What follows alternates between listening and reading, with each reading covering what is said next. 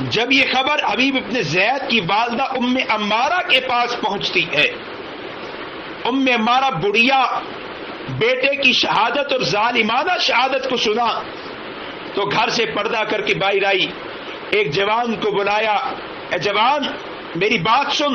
اس نے سنا تو بڑھیا نے کہا جا مدینہ کی گلیوں میں آواز لگا کہ مدینہ کی عورتوں، مدینہ کے مردوں، تم میں سے آج جس نے ام عمارہ کے گھر میں آنا ہے تعزیت کرنے نہ آئے، نوحہ کرنے نہ آئے، رونے دھونے نہ آئے، آج جس نے آنا ہے ام عمارہ کو خوشخبری سنانے آئے کہ ام عمارہ آسمان والے رب نے تجھ پہ سعادتوں کے، رحمتوں کے، برکتوں کے دروازے کھول دیے کہ آج تیرا بیٹا نبی علیہ السلام کی ناموس پاک پیغمبر کی ختم نبوت پہ قربان ہو گیا ہے۔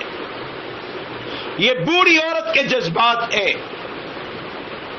ان صحابیات کے جذبات اس وجہ سے تھے، ان کی وفاداریاں اس وجہ سے تھی، ان کی قربانیاں اس وجہ سے تھی، ان کی محبتیں اور حضور کے ساتھ عشق اس وجہ سے تھا کہ وہ جانتی تھی کہ نبی علیہ السلام کیسی باوفا ذات ہے، آپ نے کیسے کیسے مصائب برداشت کیے ہیں، آپ کو کیسی کیسی مشکلات کا سامنا کرنا پڑا ہے، آپ کے اپنے آپ سے آپ کے دشمن بنے ہیں، آپ کیسی ہم سے محبت کرتے، ہم پہ شفیق ہے۔ اس وجہ سے صحابیات نے اپنی اولادوں کی بھی تربیت کی اور خود بھی ناموس پیغمبر کے دفاع کے لیے کام بھی کیا اور لوگوں کو ایسا پیغام دیا کہ لوگ کام پہ تیار ہو سکے۔ اور میں نے عرض کیا تھا کہ ہر دور میں ایسی خواتین موجود رہی ہیں، ہر دور میں ایسی خواتین موجود رہی ہیں جنہوں نے رسول پاک صلی اللہ علیہ وسلم کی قربانیوں کی قدر کی ہے، جنہوں نے حضور کی محبتوں کی لاج رکھی ہے، جنہوں نے حضور کی وفاؤں کے مقابلے میں وفا کا اظہار کیا ہے۔ ہر دور میں ایسی خواتین خوش نصیب عورتیں موجود رہی ہیں۔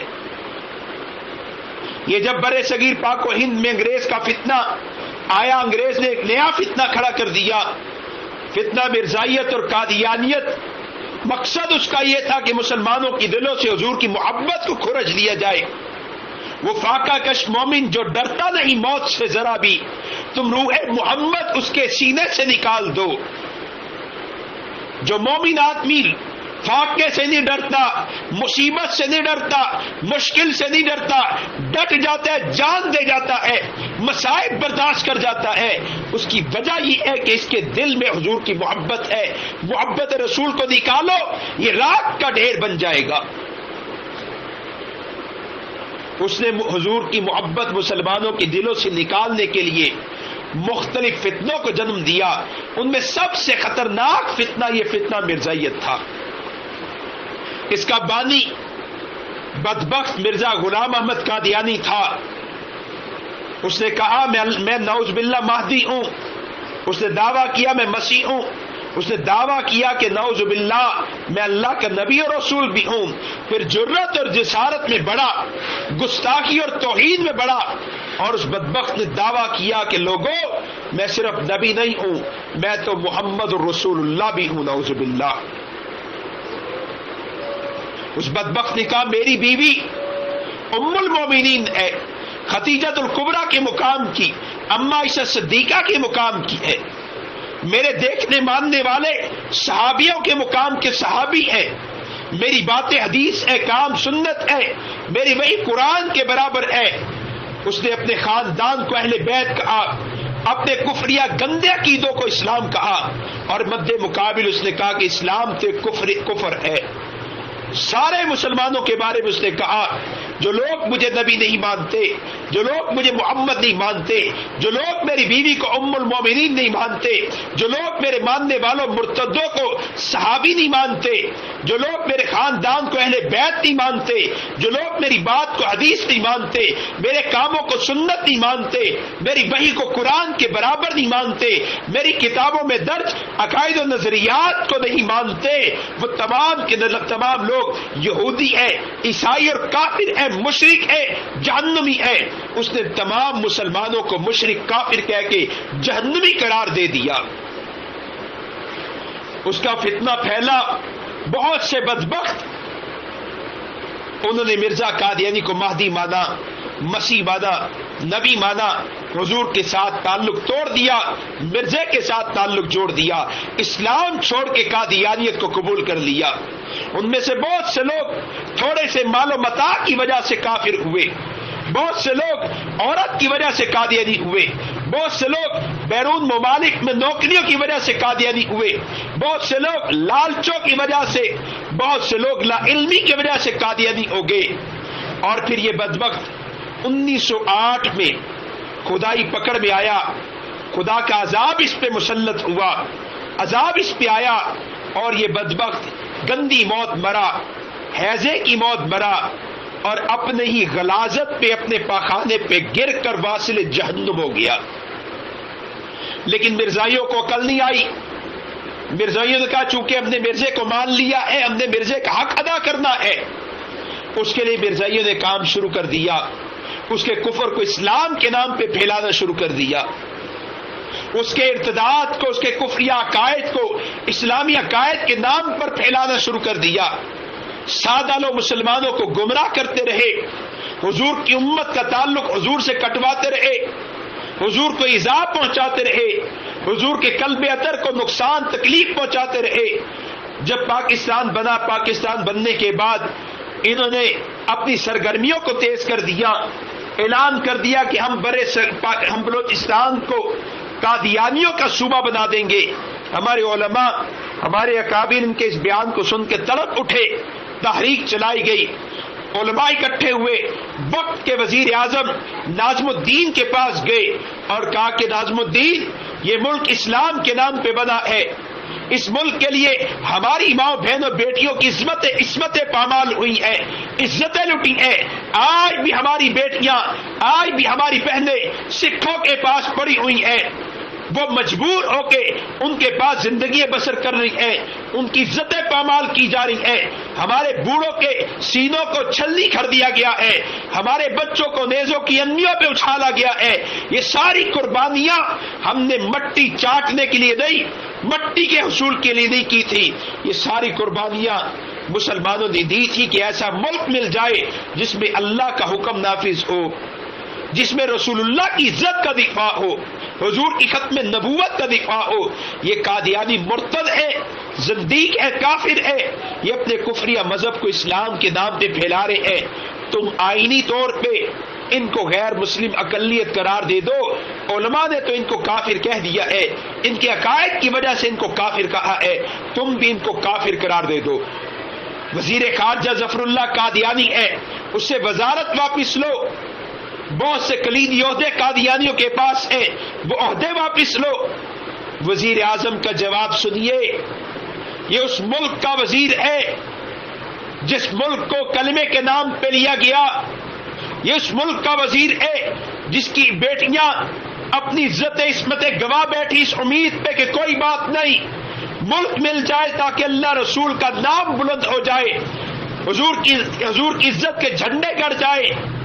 اس ملک کے وزیر نے جواب میں کہا کہ مولویوں، علماء، اے علماء کی جماعت، اگر میں نے آپ کا مطالبہ مان لیا، پاکستان کے آئین میں ناموس رسالت ختم نبوت کا قانون بنا دیا، قادیانیوں کو غیر مسلم اقلیت قرار دے دیا، تو امریکہ مجھے گندم نہیں دے گا، وہ گندم روک لے گا۔ کون بغیرت ہے جو اپنی بہن کی عزت بیچ دے گندم کے عوض میں، ماں کی عزت بیچ دے گندم کے عوض میں، باپ کی عزت بیچ دے، بیٹی کی عزت بیچ دے گندم کے عوض میں؟ ہاں، ہمارے وزیر اعظم نے 1953 میں حضور کی عزت کو گندم کے عوض میں بیچ دیا۔ دکھ اور افسوس ہے، گندم کے عوض میں حضور کو بیچ دیا، نعوذ باللہ۔ صحابہ نے لہو دیے، اولادیں دی، صحابیات نے جانیں دی، اپنے مال و اسباب دیے، انہوں نے اپنا سب دے دیا، حضور کی قدر کی، اور اس نے کہا نہیں، گندم نہ جائے، حضور کی عزت جاتی ہے چلی جائے۔ وجہ وہی ہے کہ ہم نے حضور کو پہچانا نہیں ہے، حضور کی وفاؤں کو نہیں پہچانا۔ نبی علیہ السلام نے جو ہم پہ قربانیاں کی ہیں، جو مصائب آپ نے برداشت کیے، ہم نے ان کا احساس نہیں کیا ہے، قدر نہیں کی ہم نے رسول پاک صلی اللہ علیہ وسلم کی ذات کی۔ ان علماء نے کام تحریک چلائیں گے، ہم تحریک چلائیں گے. اس نے کہا تم تحریک چلاؤ, ہم ماشاء اللہ لگا دیں گے. تحریک کو گولی کی قوت کی زور پہ, گولی کے زور پہ تمہاری تحریک کو کچل دیں گے. ان علماء نے کہا ٹھیک ہے تم گولی چلانا, ہم حضور کے نام پہ سینے حاضر کریں گے. ہم وہ دل پیش کر دیں گے جس دل میں محمد الرسول اللہ کی محبت بیٹھی ہوئی ہے. تحریک چلائی گئی, وہاں سے گولی چلائی گئی. صرف لاہور شہر میں 10,000 مسلمانوں کو شہید کر دیا گیا. عجیب عجیب واقعات اس تحریک کے ہیں. ایک واقعہ عرض کرتا ہوں. ایک بڑھیا اپنے بیٹے کو لے کے جا رہی ہے بارات, دہلی دروازے سے گزری, اسے گولیاں چلنے کی آواز آئی. ایک باراتی سے پوچھا, اے باراتی کیا کوئی اور بارات بھی ہے, کسی اور کی شادی بھی آج ہے؟ باراتی نے کہا نہ پگلی, آج کوئی نکاح کوئی شادی نہیں, یہ تو حضور کے نام پہ حضور کی عزت کے دفاع, ختم نبوت کے دفاع کے لیے تحریک چل رہی ہے. تحریک والوں کا مطالبہ ہے کہ حضور علیہ السلام کی ختم نبوت کے دفاع کے لیے کوئی قانون بنا دیا جائے. جو لوگ میدان میں اترے ہیں, جو محبان رسول میدان میں آ چکے, جو عاشقان رسول میدان میں آ چکے, جو فدایان مصطفیٰ اپنی جانوں کو لے کے میدان میں اتر چکے ہیں, آج ان پر گولیاں چلائی جا رہی ہے. تحریک کو دبایا جا رہا ہے, تحریک کو کچلا جا رہا ہے, گولیاں برسائی جا رہی ہیں.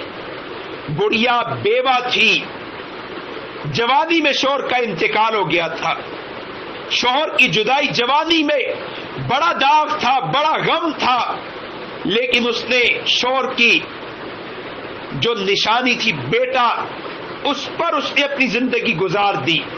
بڑی تمنائیں تھیں, بڑی خواہشات تھی, بیٹا جوان ہوگا نکاح کروں گی, بہو گھر میں آئے گی اللہ اسے اولاد دیں گے, بقیہ زندگی خوشی کے ساتھ بسر کر سکوں گی, شوہر کا نسب چلے گا, اولاد چلے گی, نام زندہ رہے گا. بڑی تمنائیں تھیں, لیکن اپنی تمناؤں کو دبا دیا, خواہشات کو کچل دیا.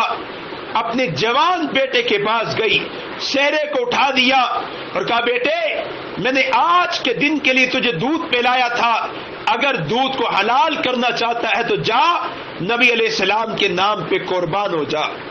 بیٹے کی بھی تربیت ہوئی تھی, سہرے کو اتار دیا, بارات سے جدا ہو گیا. لوگ اپنی انگلیاں دانتوں میں لیے ہوئے حیران پریشان کھڑے ہیں.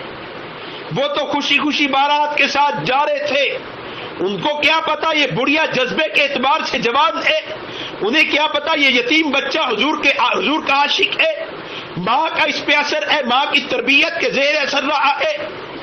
وہ بچہ گیا مال روڈ پہ, تحریک میں حصہ لیا, گولیاں لگی, شہید ہو گیا. اس کی مبارک میت ماں کے پاس لائی گئی. ماں نے اس کی میت کو, باپ نے سب سے پہلا کام یہ کیا, بیٹی کی میت کو پلٹ دیا, کمر پہ دیکھا کوئی گولی کا نشان نہیں ہے.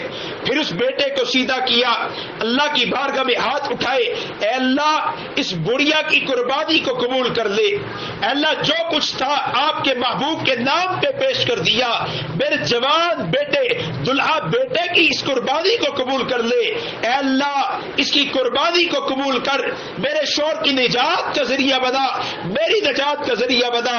اور پھر مجمع کو مخاطب کر کے کہنے لگی, بیٹے کو خطاب کیا, کہنے لگی بیٹے میں ان لوگوں کی موجودگی میں تجھ سے وعدہ کرتی ہوں, ان لوگوں کی موجودگی میں تجھ سے وعدہ کرتی ہوں کہ میں تیرا نکاح کروں گی, تیرا ولیمہ کروں گی, لیکن جنت میں پہنچ کے کروں گی.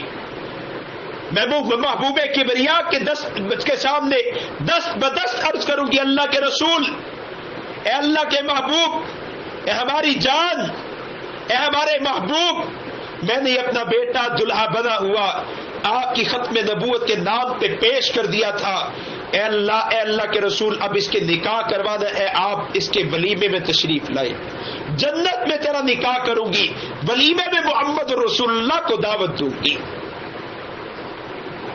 یہ عورتوں کے جذبات رہے ہیں, لیکن یہ جذبات ان میں ہوتے ہیں, یہ خیالات, یہ تمنائیں, یہ خواہشات, یہ تربیت ان کی طرف سے ہوتی ہے جو عورتیں رسول اللہ صلی اللہ علیہ وسلم کی قدر کرتی ہیں. 74 کی تاریخ میں بولا